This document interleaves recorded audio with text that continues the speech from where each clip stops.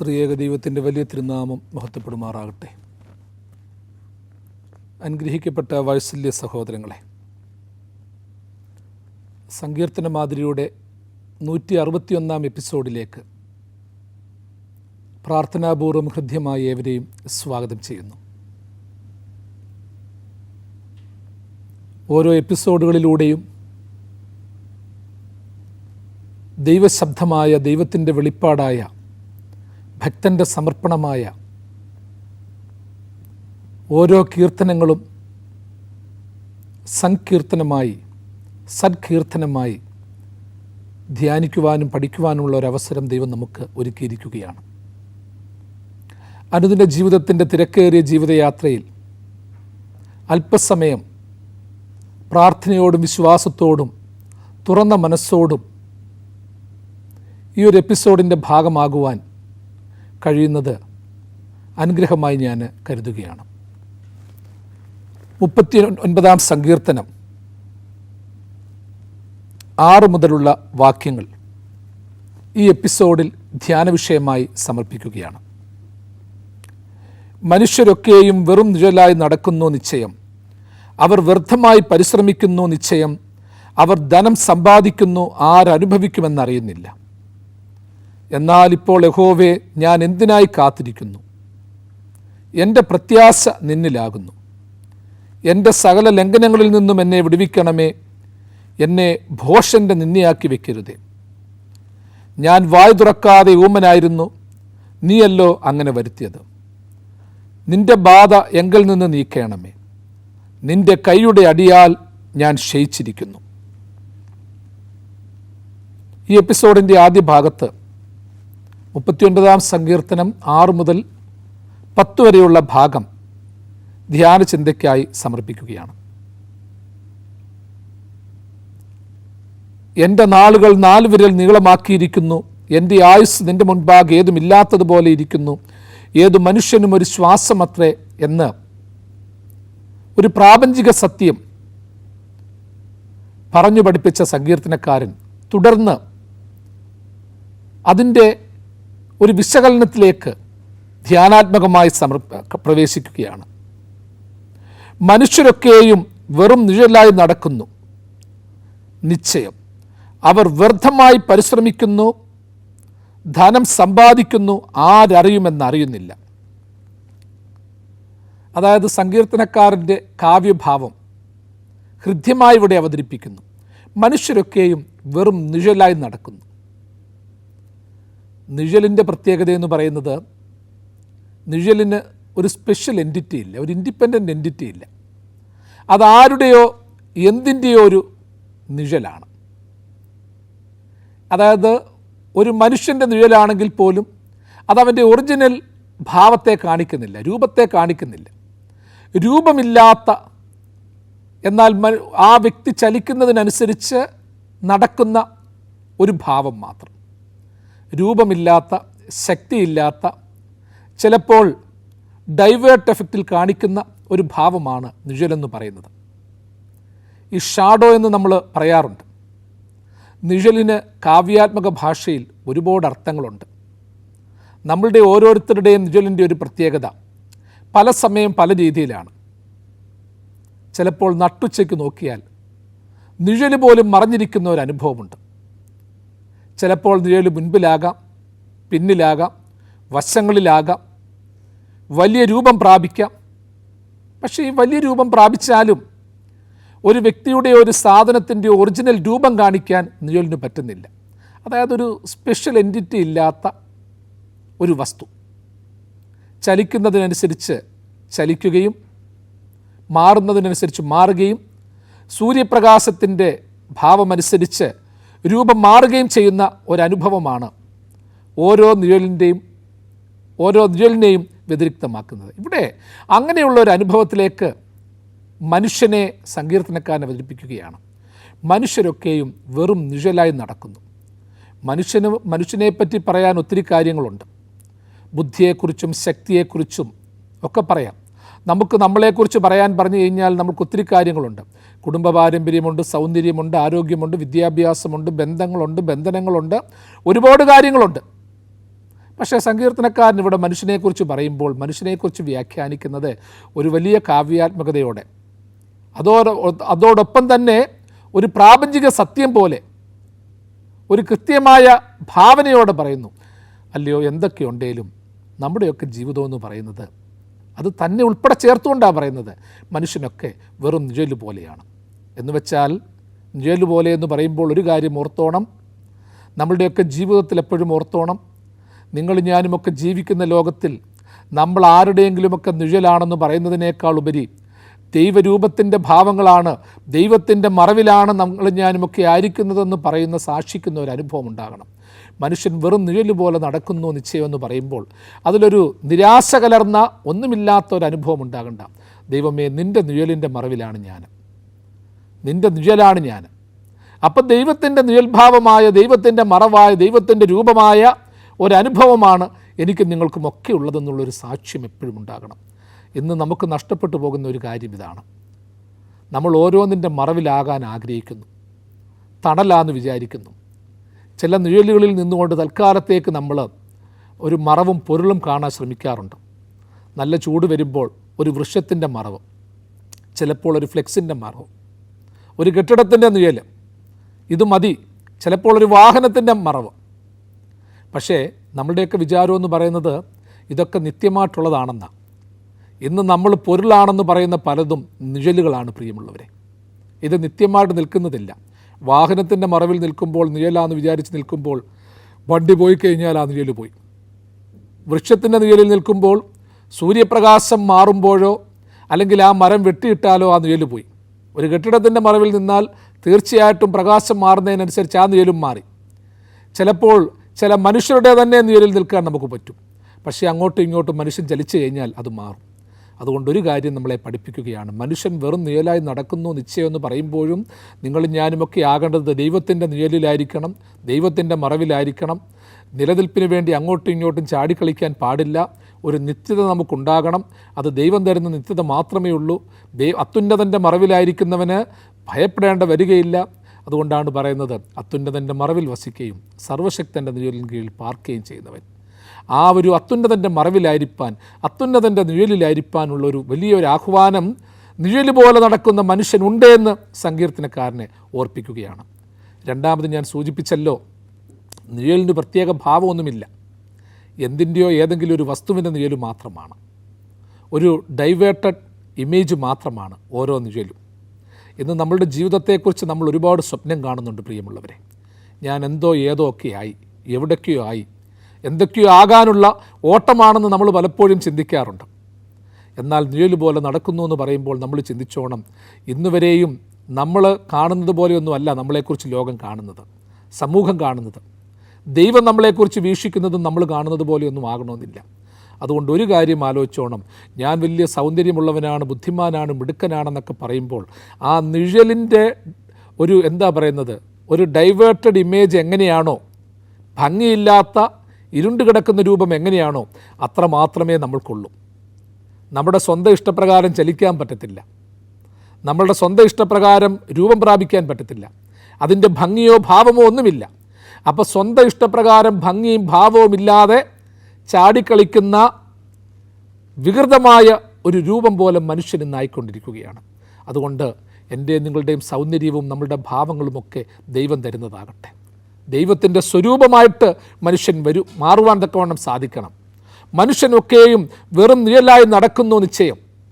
വീണ്ടും ഒരു കാര്യം ഓർത്തോണം, നിഴലിന് ശബ്ദമില്ല, ശബ്ദിക്കാൻ പറ്റത്തില്ല, സ്വന്തമായിട്ട് എൻറ്റിറ്റി ഇല്ല നമ്മൾ പറഞ്ഞല്ലോ, സ്വന്തമായിട്ട് രൂപഭാവമില്ല. അതിങ്ങനെ മാറിക്കൊണ്ടിരിക്കുകയാണ്.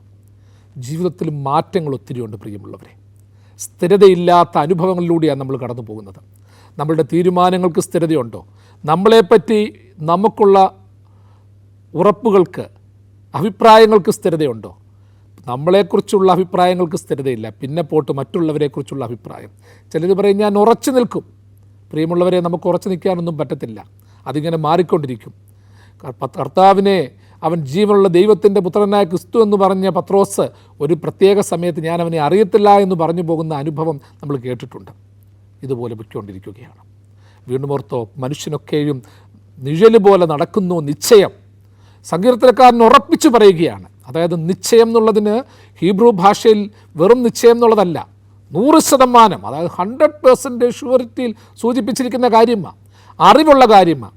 മനുഷ്യൻ ഇത്രയൊക്കെ ഉള്ളൂ, അതിൻ്റെ അപ്പുറമായിട്ടൊന്നുമില്ല, ഇതിനപ്പുറത്തായിട്ട് പോകത്തില്ല. അവൻ പറയുന്നതിനും അവൻ്റെ ചിന്തയ്ക്കുമൊക്കെ ഇത്രയേ ഉള്ളൂ. മറവിയുണ്ട്, കേൾവി കുറഞ്ഞു വരും, കാഴ്ച കുറഞ്ഞു വരും, ശക്തി കുറഞ്ഞു വരും. ഇതൊരു വലിയ സാക്ഷ്യപ്പെടുത്തലാണ്. അനുഭവങ്ങളിലൂടെ പഠിച്ച് അനുഭവങ്ങളിലൂടെ സങ്കീർത്തനക്കാരൻ സാക്ഷിക്കുകയാണ്. ഇന്ന് നമ്മളുടെ പ്രസംഗങ്ങളിലും പഠിപ്പിക്കലുകളിലും ഒന്നും ഇതല്ല കടന്നു വരുന്നത്. മനുഷ്യൻ എന്താഗ്രഹിക്കുന്നു അത് കൊടുക്കുക. ഞാൻ കേൾക്കാൻ ആഗ്രഹിക്കുന്ന വചനം പലപ്പോഴും ഞാൻ ആഗ്രഹിക്കുന്ന രീതിയിൽ എൻ്റെ ദൈവത്തെക്കുറിച്ച് വിലയിരുത്തണം, ഞാൻ എത്താനുള്ള സന്തോഷങ്ങളുടെ വാതിലുകൾ തുറന്നു തരണം, ആഗ്രഹങ്ങളും ഇഷ്ടങ്ങളും ആ രീതിയിൽ നടക്കണം. ഇതൊക്കെയാണ് പലപ്പോഴും ഞാൻ നിങ്ങളുമൊക്കെ ആഗ്രഹിക്കുന്നത്. എന്നാൽ അതിനപ്പുറമായൊരു തലമുണ്ടെന്നുള്ള കാര്യം സങ്കീർത്തനക്കാരൻ നമ്മളെ ഓർക്കുകയാണ്. വീണ്ടും പറയുന്നു, വ്യർത്ഥമായി പരിശ്രമിക്കുന്നു, ധനം സമ്പാദിക്കുന്നു, ആരനുഭവിക്കുമെന്നറിയുന്നില്ല. ആ വാക്യത്തിൽ ഹൃദ്യമായിട്ട് നമ്മളെ ഓർപ്പിക്കുകയാണ്. അവൻ ധനം സമ്പാദിക്കുന്നു, ആരനുഭവിക്കുമെന്നറിയുന്നില്ല. പ്രിയമുള്ളവരെ, പണസമ്പാദനം വേണ്ട എന്ന് പറയുന്നില്ല. ഇന്നത്തെ കാലത്ത് ജീവിക്കാൻ പണം ആവശ്യമാണ്. മറ്റുള്ളവരുടെ മുൻപിൽ കൈനീട്ടാതെ, തലകുനിക്കാതെ, ഓരോ വ്യക്തിക്കും അവൻ്റെ കുടുംബത്തിനും സമാധാനത്തോടെ ജീവിക്കാൻ പണം ആവശ്യമാണ്. പണം വേണ്ട എന്ന് തിരുവചനം ഒരിക്കലും പറയുന്നുമില്ല. പണസമ്പാദനം തെറ്റാണെന്നും പറയുന്നില്ല. എന്നാൽ ധനത്തിലെ അതിൻ്റെ നമ്മൾ പറയത്തില്ലയോ, അതിൻ്റെ ഒരു പണത്തിൻ്റേതായ രീതിയിലുള്ള ക്രയവിക്രയം, അതിലുള്ള ചില പ്രശ്നങ്ങളുണ്ട്. പണം സമ്പാദിക്കാനും ധനത്തിൻ്റെ പിന്നാലെയും മാത്രമായി പോകരുത്. ഇന്ന് പണം എന്ന് പറഞ്ഞു മാത്രം ജീവിക്കുന്നവരുണ്ട്. ഓരോ നിമിഷം കഴിയുന്നോറും എൻ്റെ സമ്പാദ്യങ്ങൾ കുറയാതെ കൂട്ടണമെന്ന് ആഗ്രഹിക്കുന്നവരുണ്ട്. അതിനുവേണ്ടി ബന്ധങ്ങൾ മറക്കുന്നവരുണ്ട്, സ്വന്തങ്ങൾ മറക്കുന്നവരുണ്ട്. സ്വർണ്ണപ്രേമികൾ, ആഭരണപ്രേമികൾ, പണപ്രേമികൾ. പ്രിയമുള്ളവരെ, ലോക ചരിത്രം നോക്കിക്കഴിഞ്ഞാൽ പണത്തിനു വേണ്ടി ഉണ്ടായിട്ടുള്ളതൊരു വലിയ പോരാട്ടമാണ്. മനുഷ്യൻ്റെ നിലനിൽപ്പിന് വേണ്ടി മനുഷ്യൻ പോരാടിയതിനേക്കാളും പോരാട്ടം ചരിത്രത്തിൽ നോക്കിയാൽ പണത്തിനു വേണ്ടി, സ്വർണത്തിനു വേണ്ടി, രത്നത്തിനു വേണ്ടി മനുഷ്യൻ നടത്തിയിട്ടുണ്ടെന്നുള്ളത് യാഥാർത്ഥ്യമാണ്. ഈ പണത്തിൻ്റെ പ്രത്യേകതയെന്ന് പറയുന്നത് അവൻ ധനം സമ്പാദിക്കുന്നു, അനുഭവിക്കുമെന്ന് അറിയുന്നില്ല. അതുകൊണ്ടായി പണ്ടുള്ളവർ പറയുന്നത് ചക്രം എന്നാണ് പണത്തെക്കുറിച്ച് പറയുന്നത്. ചക്രം എന്നാണ് പറയുന്നത്. ഈ ചക്രം എന്ന് പറയുമ്പോൾ അത് ഒരിടത്തും നിൽക്കുന്നില്ല. ഒരാൾ സമ്പാദിക്കുന്നു, അടുത്ത നിമിഷം മറ്റൊരുത്തൻ്റെ കൈകളിലേക്ക് പോകുന്നു. ഇതിങ്ങനെ കറങ്ങിക്കൊണ്ടിരിക്കുകയാണ്. ഒരിടത്തും ഒരു സ്റ്റാറ്റിക് പോയിന്റിൽ നിൽക്കുന്നില്ല എന്നുള്ളതാണ്. അതുകൊണ്ട് നമ്മുടെ നാട്ടിൽ പണ്ടുള്ളവർ പറയുന്ന ഈ പണത്തെക്കുറിച്ച് പറയും, അതിനെക്കുറിച്ചൊരു കാര്യം പറയും. ഒരു ശമ്പളത്തെക്കുറിച്ച് പറയുമ്പോൾ പണ്ട് പറയും, നമ്മുടെ തിരുവിതാംകൂറിൻ്റെ ചരിത്രത്തിൽ പറയാറുണ്ടായിരുന്നു, ശ്രീപത്മനാഭൻ്റെ 10 പുത്തനെന്ന് പറയുമായിരുന്നു. എന്ന് വെച്ചാൽ അതിനൊരു ആധ്യാത്മികത കൊടുക്കുകയാണ്, ഒരു സ്പിരിച്വൽ റെലം കൊടുക്കുകയാണ്. എന്ന് വെച്ച് കഴിഞ്ഞാൽ വീരമാർത്താണ്ഡവർമ്മ തിരുവിതാംകൂർ ഭരിച്ചു കഴിഞ്ഞപ്പോൾ തൃപ്പടിദാനം നടത്തി കഴിഞ്ഞപ്പോൾ പത്മനാഭദാസനായി ഞാൻ രാജ്യം ഭരിച്ചുകൊള്ളാം, രാജ്യത്തിൻ്റെ സമ്പത്തും രാജ്യത്തിൻ്റെ എല്ലാം തന്നെ പത്മനാഭൻ അടിയറ പറഞ്ഞു. എന്നിട്ട് അവിടെ തന്നെ നിൽക്കുകയാണ്. അപ്പോൾ ഭരിക്കുകയാണ്, രാജാവിന് വേണ്ടി, അതായത് പത്മനാഭന് വേണ്ടി ഭരിക്കുകയാണ്. അപ്പോൾ ഈ സമ്പത്തും പ്രതാപങ്ങളുമൊക്കെ സർവേശ്വരൻ്റെ ഒരു ദാനമാണെന്നുള്ള രീതിയിൽ നിൽക്കുകയാണ്. പിന്നീട് ഉദ്യോഗസ്ഥർക്ക് കൊടുക്കുന്ന ശമ്പളം അത് പത്മനാഭൻ്റെ പുത്തനാണ്, പത്മനാഭൻ്റെ ചക്രമാണ്. എന്ന് വെച്ചാൽ ദൈവത്തിൻ്റെ മണമുള്ള, ഈശ്വരൻ്റെ മണമുള്ള സ്വത്താണ് കിട്ടുന്നത്. കള്ളത്തരം പാടില്ല, കവർച്ച പാടില്ല, ഇതൊക്കെ ശരിയായിട്ട് ഉപയോഗിച്ചോണം, ഈശ്വരൻ്റെ ദാനമാണ് പണം എന്നുള്ള രീതിയിലാണ് അന്നത്തെ രീതിയിൽ അതിനെക്കുറിച്ച് പഠിപ്പിച്ചത്.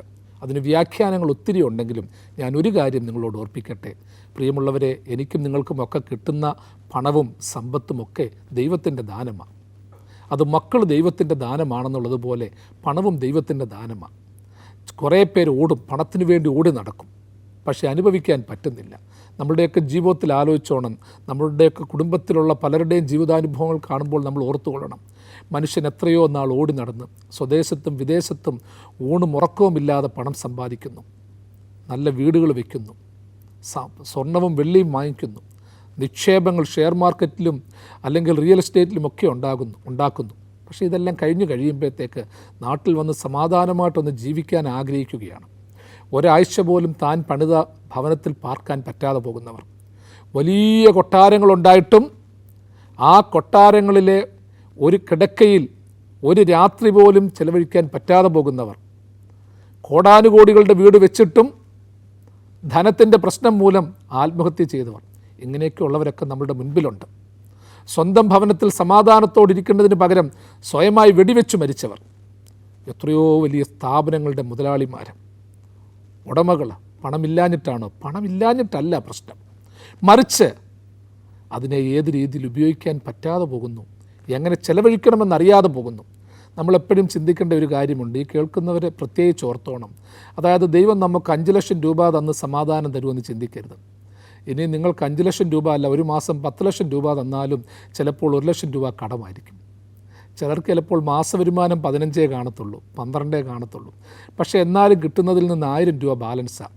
എങ്ങനെ സംഭവിക്കുമെന്ന് ചോദിച്ചാൽ വ്യാഖ്യാനിക്കാൻ പറ്റത്തില്ല. പ്രിയമുള്ളവരെ, വലിയ രോഗവും ദുഃഖവും ഒക്കെ ഇല്ലെങ്കിൽ ഒരു പരിധി വരെയൊക്കെ നമുക്ക് കടന്നു പോകാം, വലിയ നഷ്ടമില്ലാതെ കടന്നു പോകാം. ദൈവസന്നിധിയിൽ പ്രാർത്ഥിക്കേണ്ട കാര്യം ഇതാ: ദൈവമേ, സമ്പത്ത് വർദ്ധിച്ചിട്ട് നിന്നെ നിന്ദിപ്പാനും ദാരിദ്ര്യം വർദ്ധിച്ചിട്ട് നിന്നെ ദുഷിപ്പാനും ഇടയാകരുത്. ജ്ഞാനിയായ ശലോമോൻ പഠിപ്പിച്ചിരിക്കുന്നതാ, സമ്പത്ത് വർദ്ധിച്ചിട്ട് നിന്നെ ദുഷിക്കാനിടയാകരുത്, ദാരിദ്ര്യം വർദ്ധിച്ചിട്ട് നിന്നെ നിന്ദിക്കാനിടയാകരുത്. അതുകൊണ്ട് ഹൈന്ദവ പാരമ്പര്യത്തിൽ എപ്പോഴും ഓർത്തോണം, ലക്ഷ്മി ദേവിയെ ധനത്തിൻ്റെ ദേവതയായിട്ട് പറയുന്നുണ്ട്. പക്ഷേ ഈ ലക്ഷ്മി ദേവിയുടെ പടം വരച്ചു വയ്ക്കുമ്പോൾ താമരത്തണ്ടിന്മേലിരിക്കുന്ന ലക്ഷ്മി ദേവിയാണ് വരച്ച് കാണിക്കുന്നത്. കാരണം അതിൻ്റെ ഒരു പ്രധാനപ്പെട്ട ഒരു സംഗതി എന്ന് പറയുന്നത്, സമ്പത്ത് കൂടിയാലും പ്രതാപം കൂടിയാലും അറിവ് കൂടിയാലും ഒക്കെ എന്താ പറയുന്നത്, ആ ഒരു അനുഭവത്തിലൂടെ വരണം. ആ ഒരു താമരത്തണ്ടിന് പോലും താങ്ങാവുന്ന ഒരു ദിവ്യ അനുഭവം വേണം. ഈശ്വരനോടൊപ്പം ആയിരിക്കുന്ന ദേവിക്കും ആ ഒരു പവിത്രത വേണം, ആ ഒരു താഴ്മ വേണം. മനുഷ്യന് പണം കൂടുമ്പോൾ, പ്രതാപം കൂടുമ്പോൾ, അനുഭവങ്ങൾ കൂടുമ്പോൾ താഴ്മ ഒത്തിരി വേണം. നമ്മൾ പണ്ടുള്ളവർ പറയും, താഴെ ഇറങ്ങിയിട്ട് മാത്രമേ സമാധാനം കിട്ടത്തുള്ളൂ, ഉയർച്ച കിട്ടത്തുള്ളൂ, താണ നിലത്തെ നീരോടു, അവിടെ ദൈവം തുണ ചെയ്യുമെന്ന് പറഞ്ഞതിൻ്റെ കാര്യം ഇതാ. അതുകൊണ്ട് എപ്പോഴും ഓർത്തോണം പ്രിയമുള്ളവരെ, ദൈവം നിങ്ങൾക്ക് കുറവ് ഉണ്ടെങ്കിൽ ഓർത്തോണം, അതിനനുസരിച്ച് ചിലവും കുറയ്ക്കും, അതിനനുസരിച്ച് രക്ഷപ്പെടാനുള്ള വഴിത്താരുകളും തരും. ചിലപ്പോൾ രക്ഷപ്പെടാൻ പറ്റത്തില്ലെന്ന് വെച്ചാലും അതിനെ അതിജീവിക്കാനുള്ളൊരു ശക്തി നമ്മുടെ ജീവിതത്തിൽ ദൈവം തരും. അതൊരു സാക്ഷ്യമായിട്ടുണ്ടാകണം. നിങ്ങളുടെ ജീവിതം ഒരു പാഠപുസ്തകമാകണം. കുറഞ്ഞ സാഹചര്യത്തിൽ ഞാൻ എങ്ങനെ വളർന്നു, പിള്ളേരെ പഠിപ്പിച്ചു, അല്ലെങ്കിൽ ഉന്നത പദവിയിലേക്കെത്തി, ഇന്ന അവസ്ഥയിലേക്കെത്തി, എല്ലാ പണവും പ്രതാപവും കിട്ടിയവർ എവിടെ എത്തിച്ചേർന്നു, സ്വർണ്ണക്കരണ്ടിയുമായും വെള്ളിക്കരണ്ടിയുമായിട്ടുമൊക്കെ ജനിച്ചവർ ജീവിതത്തിൻ്റെ വിവിധ ഭാഗങ്ങളിൽ എവിടെ എത്തിയെന്നൊന്നും ചിന്തിച്ച് നോക്കൂ പ്രിയമുള്ളവരെ. ഉടുതുണിക്ക് മറുതുണിയില്ലാത്ത നമ്മളെയൊക്കെ ദൈവം എത്രത്തോളം എത്തിച്ചു. ഒന്നുമില്ലാത്ത അപ്പൻ്റെ മക്കളെന്ന് പറഞ്ഞ മക്കളെയൊക്കെ ദൈവം തമ്പുരാന് ഉള്ളവരുടെ അനുഭവത്തിലേക്ക് എത്തിച്ചു, സമ്പന്നന്മാരെക്കാളും ശ്രേഷ്ഠമായ അനുഭവത്തിലെത്തിച്ചു. ആ ദൈവത്തിൻ്റെ കരുണയിൽ പൂർണ്ണമായിട്ട് സങ്കേതപ്പെട്ട് ദൈവത്തെ അറിയുവാൻ തക്കവണ്ണം നമ്മൾക്ക് സാധിക്കണമെന്ന് ഹൃദയപൂർവ്വം ഓർപ്പിക്കുകയാണ്. അതേ പ്രിയമുള്ളവരെ, അവൻ ധനം സമ്പാദിക്കുന്നു, ആരനുഭവിക്കുമെന്നറിയുന്നില്ല. അവൻ ധനം സമ്പാദിക്കുന്നു, ആരനുഭവിക്കുമെന്നറിയുന്നില്ല. അതേ, നമ്മൾ സമ്പാദിക്കുന്ന ധനം, നമ്മളുടെ പണം, അത് ദൈവത്താൽ മുദ്രയിട്ടുകൊണ്ട് നമ്മൾ അനുഭവിക്കുവാനും തലമുറ അനുഭവിക്കുവാനുമുള്ള ഒരു അനുഭവം വേണം. തലമുറയ്ക്ക് നിങ്ങൾ കോടികൾ കൂട്ടിയിട്ടൊന്നും കൊടുക്കണ്ട. ഈ കൂട്ടിയിട്ട് കൊടുത്താലും തമ്മിൽ തല്ലത്തതേ. നിങ്ങൾക്ക് വെള്ളം പോലും തരത്തില്ല എന്നുള്ളത് യാഥാർത്ഥ്യമാണ്. ഈ കൊടുക്കുന്നത് അല്പമേ കൊടുത്തുള്ളൂ എങ്കിലും നിങ്ങൾ കൊടുക്കുന്ന ആ സമ്പാദ്യം നന്മയുടെ മണമുള്ളതാണെങ്കിൽ, ദൈവത്താൽ നിറയപ്പെട്ടതാണെങ്കിൽ, സ്നേഹത്താൽ നിറയപ്പെട്ടതാണെങ്കിൽ, വിശുദ്ധിയുടെ അനുഭവമുള്ളതാണെങ്കിൽ, ചതിക്കാത്ത പണമാണെങ്കിൽ അത് തലമുറയ്ക്ക് കിട്ടും, അവരനുഗ്രഹിക്കപ്പെടുകയും ചെയ്യുമെന്നുള്ള കാര്യം ഓർത്തുകൊള്ളണം. വീണ്ടും പറയുന്നു, എന്നാൽ യഹോവേ, ഞാൻ ഏതിനായി കാത്തിരിക്കുന്നു, എൻ്റെ പ്രത്യാശ നിങ്കലാകുന്നു. സങ്കീർത്തനക്കാരൻ വീണ്ടും ചോദിക്കുകയാണ്, ധനം സമ്പാദിക്കുന്നതോ പദവിയിലെത്തുന്നതോ ഉന്നത പദവിയിലെത്തുന്നതോ ഒന്നുമല്ല കാത്തിരിപ്പിൻ്റെ അടിസ്ഥാനം. ഞാൻ ഏതിനായി കാത്തിരിക്കേണ്ടു, എൻ്റെ പ്രത്യാശ നിങ്കലാകുന്നു. ഒരു ജീവിതത്തിൽ ചില അനുഭവങ്ങൾ പഠിച്ചവർക്ക് മാത്രമേ അങ്ങനെ പറയാൻ പറ്റത്തുള്ളൂ. എൻ്റെ പ്രത്യാശ നിങ്കലാകുന്നു. കവിവചനം നമ്മൾ കേട്ടിട്ടുണ്ട്, യേശുവിലാണെൻ്റെ വിശ്വാസം, കീശയിലാണെൻ്റെ ആശ്വാസം. കുഞ്ഞുണ്ണിമാഷിൻ്റെ വാക്കുകൾ എത്ര അർത്ഥവത്തതാണ്. യേശുവിൽ വിശ്വാസവും കീശയിൽ ആശ്വാസവും നേടുന്ന ലോകത്തിൽ ക്രിസ്തുവിലാണെൻ്റെ പ്രത്യാശയെന്ന് പറഞ്ഞ, ദൈവത്തിലാണെൻ്റെ പ്രത്യാശയെന്ന് പറഞ്ഞ സങ്കീർത്തനക്കാരൻ കാലങ്ങൾക്ക് മുൻപേ സഞ്ചരിച്ചവന്. ക്രിസ്തുവിലാണെൻ്റെ പ്രത്യാശ. ഞാൻ സമ്പാദിച്ച വസ്തുവകകളിലോ അധികാരത്തിലോ ഒന്നുമല്ല, ഇരുന്ന സിംഹാസനത്തിൻ്റെ ഉറപ്പിലല്ല, കിട്ടാൻ പോകുന്ന നന്മയിലല്ല, ദൈവത്തിലാണ് പ്രത്യാശ. ദൈവത്തിൽ പ്രത്യാശ വയ്ക്കുന്നവനെ സംബന്ധിച്ചിടത്തോളം ജീവിതം സുരക്ഷിതമാണ്. ദൈവത്തിൽ പ്രത്യാശ വയ്ക്കുന്നവനെ സംബന്ധിച്ചിടത്തോളം സമാധാനം അവിടെ കിട്ടിയിരിക്കും. ദൈവത്തിൽ പ്രത്യാശ വയ്ക്കുന്നവനെ സംബന്ധിച്ചിടത്തോളം അവൻ്റെ സ്വപ്നം വലുതായിരിക്കും, അവൻ്റെ ദർശനം വലുതായിരിക്കും. അവൻ്റെ ജീവിതത്തിലുണ്ടാകുന്ന പ്രതിസന്ധികളിലൊക്കെ ദൈവത്തിൻ്റെ അരുളപ്പാട് കിട്ടിക്കൊണ്ടിരിക്കും. മകനെ, ഇതൊന്നും കുഴപ്പമില്ല, ഇതിനെയൊക്കെ നിനക്ക് അതിജീവിക്കാൻ പറ്റും. ഇന്ന് നമ്മളുടെ പ്രത്യാശ ഏതിലാണെന്നുള്ളത് ചിന്തിക്കണം. ക്രിസ്തുവിലാണ് പ്രത്യാശ എന്ന് പറഞ്ഞുകൊണ്ട് പ്രത്യാശയില്ലാത്ത പലതിൻ്റെയും പിന്നാലെ നമ്മൾ നടക്കുകയാണ്. ഇന്ന് നമ്മളുടെ പ്രത്യാശ എന്ന് പറയുന്നത് നമ്മൾ എത്തിച്ചേരാൻ പോകുന്ന, കിട്ടാൻ പോകുന്ന, ലഭ്യമാകാൻ പോകുന്ന ഉന്നതമായ അനുഭവങ്ങളില്ല, ചില വ്യക്തിത്വങ്ങളില്ല നമ്മളുടെ പ്രതീക്ഷ. ചില പ്രവാചകന്മാരിൽ പ്രത്യാശ അർപ്പിക്കുന്നവരുണ്ട്, ഭൗതിക സുഖസൗകര്യങ്ങളിൽ പ്രത്യാശ അർപ്പിക്കുന്നവരുണ്ട്. പ്രിയമുള്ളവരെ, ഈ പ്രത്യാശ എന്നുള്ള പദമെന്ന് പറയുന്നതോ അതൊരു വാക്കുകൾക്കപ്പുറമാണ്. ആകയാൽ വിശ്വാസം, പ്രത്യാശ, സ്നേഹം നിലനിൽക്കുന്നുവെന്ന് തിരുവചനം പഠിപ്പിക്കുന്നുണ്ടല്ലോ. അതിൽ വിശ്വാസത്തിൻ്റെ അതിൻ്റെ അപ്പർ ലെവലുള്ള ഭാഗമാണ് പ്രത്യാശ എന്ന് പറയുന്നത്. വിശ്വാസത്തെക്കുറിച്ച് പറഞ്ഞു, വിശ്വാസം ആശിക്കുന്നതിൻ്റെ ഉറപ്പും കാണാത്ത കാര്യങ്ങളുടെ നിശ്ചയവും എന്നാണ് പറഞ്ഞേക്കുന്നത്.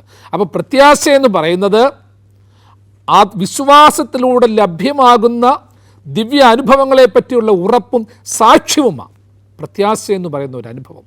അത് കിട്ടി, നിങ്ങൾ പ്രാർത്ഥിക്കുമ്പോൾ അത് കിട്ടിയെന്ന് വിശ്വസിപ്പീൻ. ആ പൂർണ്ണ വിശ്വാസമാണ് പ്രത്യാശ എന്ന് പറയുന്ന അനുഭവം. വെറുതെ വിശ്വാസം എന്ന് പറയുന്നതല്ല, അതിൻ്റെ ആ വിശ്വാസത്തിൻ്റെ പൂർണ്ണത.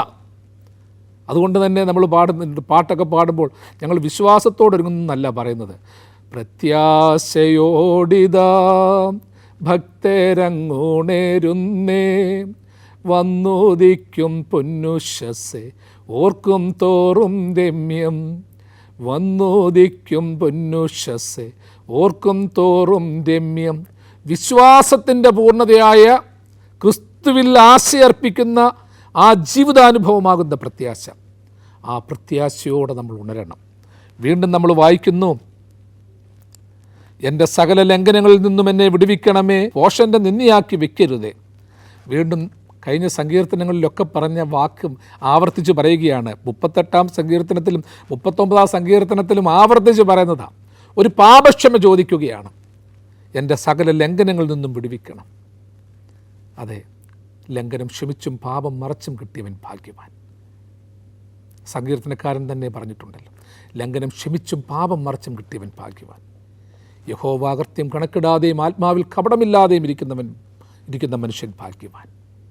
പ്രിയമുള്ളവരെ, വീണ്ടും പറയുകയാണ്, എൻ്റെ ലംഘനങ്ങളിൽ നിന്ന് എന്നെ വിടുവിക്കണമേ. ലംഘനം സംഭവിച്ചിട്ടുണ്ട്, ലംഘനത്തിലേക്ക് പോകാൻ സാധ്യതയുണ്ട്, വീണു പോകാൻ സാധ്യതയുണ്ട് എന്ന് വിശ്വസിക്കുന്ന യഥാർത്ഥ വിശ്വാസി ദൈവസന്നിധിയിൽ പറയുകയാണ്, കർത്താവേ, സകല ലംഘനങ്ങളിൽ നിന്നും എന്നെ വിടുവിക്കണമേ. ചില വ്യക്തികളിൽ നിന്ന് വിടുവിക്കണമെന്നല്ല, സമൂഹത്തിൽ നിന്നല്ല. ഏറ്റവും വലിയ പേടിയെന്ന് പറയുന്നത് അതായത് ദാവീദിൻ്റെ സങ്കീർത്തനങ്ങളുടെ ഒരു പ്രത്യേകതയാണ്. ഈ ശത്രുക്കളെന്നും ദുഷ്ടതയെന്നും എതിരാളികളിൽ നിന്നൊക്കെ പറയുന്നത് ഒരേ സമയം ഓർത്തോണം, മനുഷ്യൻ്റെ എതിർപ്പുകളേക്കാൾ ഉപരി പലപ്പോഴും ഇത്തരത്തിലുള്ള തിന്മയുടെ ലംഘനത്തിൻ്റെ ഉപദ്രവങ്ങളെപ്പറ്റി പറയുന്നുണ്ട്. ആ ഒരു അനുഭവങ്ങളെക്കുറിച്ച് പറയുന്നുണ്ട്, ഹൃദയംഗമായിട്ട് പറയുന്നുണ്ട്. മുറുകെ പറ്റുന്ന പാപങ്ങളെപ്പറ്റി പൗലോസ്ലീഹ തിരുവചനത്തിൽ പറയുന്നുണ്ട്, തിരുവചനം ആദ്യന്തം പഠിപ്പിക്കുന്നുണ്ട്. അപ്പോൾ ഇങ്ങനെ മുറുകെ പറ്റുന്ന ചില പാപങ്ങളാകുന്ന ശത്രുക്കൾ, ഉപദ്രവമാകുന്ന ശത്രുക്കൾ, തിരുവചനം പറയുന്നത് പോലെ നിങ്ങൾക്ക് പോരാട്ടമുള്ളത് ജഡരക്തങ്ങളോടല്ല, വാഴ്ചകളോടും അധികാരങ്ങളോടും ഈ ലോകത്തിൻ്റെ ശക്തികളോടും ദുശക്തികളോടുമാണ്. അപ്പോൾ അങ്ങനെയുള്ള ഒരു പോരാട്ടത്തിലൂടെ നമ്മൾ കടന്നു പോകുന്നുണ്ട്. അതുകൊണ്ട് ആ ലംഘനത്തിൽ നിന്ന് തന്നെ വിടുവിക്കണം. നമ്മളറിയാതെ നമ്മുടെ യാത്രയിൽ ഉടനീളം പതിയിരിക്കുന്ന ഒരുപാട് ലംഘനങ്ങളുണ്ട്. തിരുവചനം പഠിപ്പിക്കുന്നത് പോലെ 1 യോഹന്നാൻ പറയുന്നത് പോലെ ജഡമോഹം, കൺമോഹം, ജീവനത്തിൻ്റെ പ്രതാപം ഇവയൊക്കെയുണ്ട്. ഇവയെല്ലാം ട്രാപ്പുകളാണ്. ജഡമോഹമുണ്ട്, കൺമോഹമുണ്ട്, ജീവനത്തിൻ്റെ പ്രതാപമുണ്ട്. ഈ ലംഘനത്തിൽ നിന്നൊക്കെ വിടുവിക്കണം. പ്രാർത്ഥിക്കുകയാണ്, ഞാൻ വായു തുറക്കാതെ ഊമനായിരുന്നു, നീയല്ലോ അങ്ങനെ വരുത്തിയത്. നിൻ്റെ ബാധ എന്നിൽ നിന്ന് നീക്കണമേ, നിൻ്റെ കൈയുടെ അടിയാൽ ഞാൻ ക്ഷയിച്ചിരിക്കുന്നു. സങ്കീർത്തനക്കാരനൊരു വലിയ സത്യം നമ്മൾ 39-ാം സങ്കീർത്തനം 2-ാം വാക്യത്തിൽ വായിച്ചപ്പോൾ കണ്ടു. ഞാൻ ഉരിയാടാതെ ഊമനായിരുന്നു, നന്മയെ ഗണ്യമാക്കാതെ മൗനമായിരുന്നു എന്നൊക്കെ പറഞ്ഞു. അപ്പോൾ ഞാൻ ഉരിയാടാതെ ഊമനായിരിക്കാനുള്ള കാരണം എന്താണെന്നുകൂടെ ദാവീദ് പറയുകയാണ് ഇവിടെ. അതായത് 2-ാം വാക്യത്തിൽ പറഞ്ഞ കാര്യത്തിൻ്റെ മറുപടി 9-ാം വാക്യത്തിൽ പറയുകയാണ്. അതുകൊണ്ടാണ് ഈ സങ്കീർത്തനം തുടർച്ചയായിട്ട് വായിക്കണമെന്ന് പറയുന്നത്. അതിൻ്റെ മറുപടി അതിൽ തന്നെ ഉണ്ട്. അതായത് ഞാൻ എന്തുകൊണ്ടാണ് ഊമനായിപ്പോയത് എന്നിട്ട് പറയുന്നു, വായ് തുറക്കാതെ ഊമനായിരുന്നു, നീയല്ലോ അങ്ങനെ വരുത്തിയത്. അതായത് വായ് തുറക്കാതെ ഊമനാക്കിയിരുത്തുന്ന ദൈവത്തിൻ്റെ ഒരു അനുഭവമുണ്ട്. ചില സമയത്ത് ദൈവം നമ്മളെ നിശബ്ദരാക്കും. പ്രിയമുള്ളവർ, ദാവീദ് എന്തുകൊണ്ടാണ് ഊമനായിരുന്നത്? അവനിൽ നിയന്ത്രണമുണ്ടായിരുന്നു, പക്ഷെ ദൈവം അങ്ങനെ ആക്കി. ചില സമയത്ത് ജീവിതത്തിൽ അങ്ങനെയാണ്, നമ്മുടെയൊക്കെ ജീവിതത്തിൽ അങ്ങനെയാണ്. ദൈവം നമ്മളോട് പറയും, നീ മിണ്ടാതിരിക്കുക, നീ ഊമനെ പോലെ ആയിരിക്കുക. ദാവീദിൻ്റെ പ്രത്യേകത ദൈവം പറഞ്ഞത് കേട്ടു.